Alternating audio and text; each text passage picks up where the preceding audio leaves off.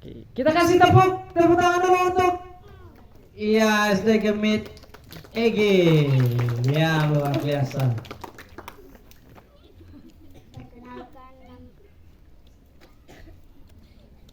Perkenalkan nama saya Ruth Clarissa Gaji.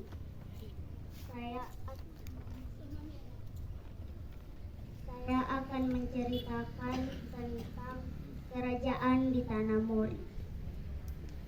Dahulu kala, penduduk di Tanah Mori, Sulawesi Tengah terdiri dari berpuluh-puluh suku.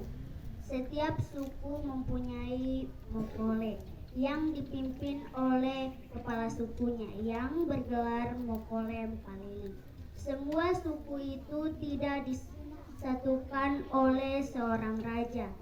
Dari suku-suku itu ada beberapa suku yang wilayahnya luas dan pengaruhnya terhadap suku lain pun besar, yaitu suku Moleta, Petasia, Lembo, Murungkuni, Sofatu, dan Musim Batu. Setiap Mokole tidak mau takluk dengan Mokole lain. Antara suku itu sering terjadi perselisihan yang berlanjut menjadi peperangan. Tentu saja hal itu menjadikan penduduknya tidak merasa tenang. Beberapa Mokole Mpalili dari Mokole besar mengadakan musyawarah untuk mencari dan menentukan seseorang sebagai Raja Tanah Mori yang dapat mempersatukan penduduk Mori. Dalam permufakatan dipilih dua orang Mokole Mpalili sebagai utusan untuk menghadap Datuk Palopo guna menyampaikan pendapat untuk mengangkat seorang raja. Mokole Mpalili tersebut bernama Tanda Rumba-Rumba dan Rarahake. Datuk Palopo adalah raja yang memerintahkan Palopo. Suatu ketika pertemuan antara Mokole Mpalili dengan Datuk Palopo pun diadakan. Bawalah saudara saya, Sungkawang dan Sungkawawo dan Pilewiti. Ajaklah mereka ke Tanah Mori, dan sekiranya berkenan,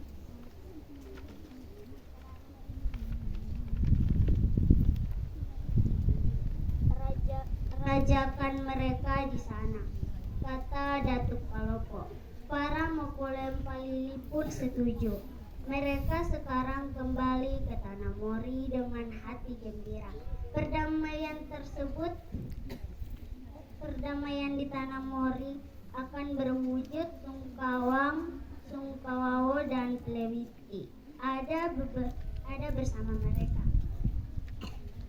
Meiki Mieko terdengar kicau burung,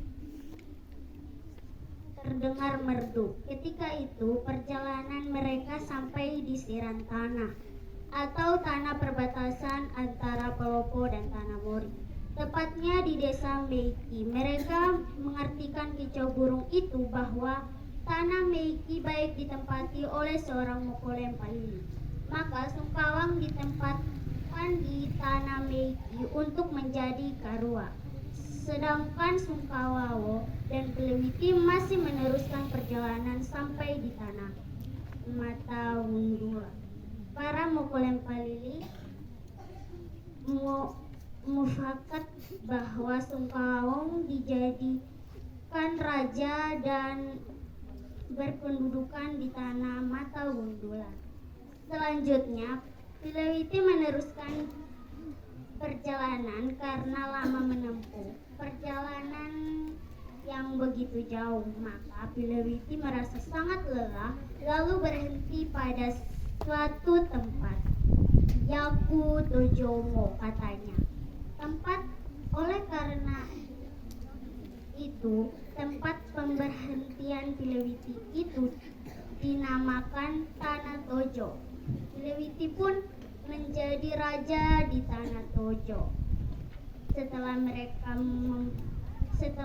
Tanah Mori mempunyai seorang raja, kehidupan rakyat menjadi aman dan tentram.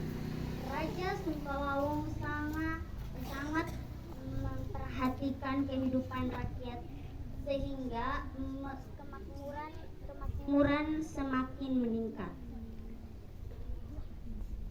Dahulu kala di Sulawesi Tengah ada berpuluh-puluh suku. Setiap suku mempunyai mokole atau yang bisa disebut sebagai